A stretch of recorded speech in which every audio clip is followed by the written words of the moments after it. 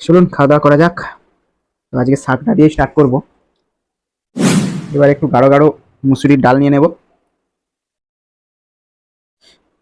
সুন্দর টমেটো দেওয়া আছে ডালে, একদম কুচি করে। এতেও কাঁচা কাঁচা লঙ্কা আছে, এগুলো দারুণ লাগে। এই কাঁচা লঙ্কাগুলো দারুণ লাগে। গ্রেভি দিয়ে আর এই লঙ্কাটাকে একটু ভাতের সঙ্গে এভাবে টিপে নিতে হবে। এর একটা যে আলাদা ফ্লেভারই আলাদা হয়, সুন্দর লাগবে খেতে একদম। হুম, একদম ফ্রেশ মাছ, একদম ফ্রেশ মাছ।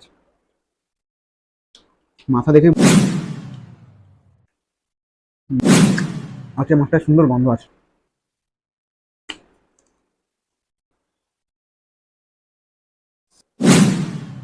ঠিক আছে, চলুন আজকের মতো ভিডিওটা এখানেই।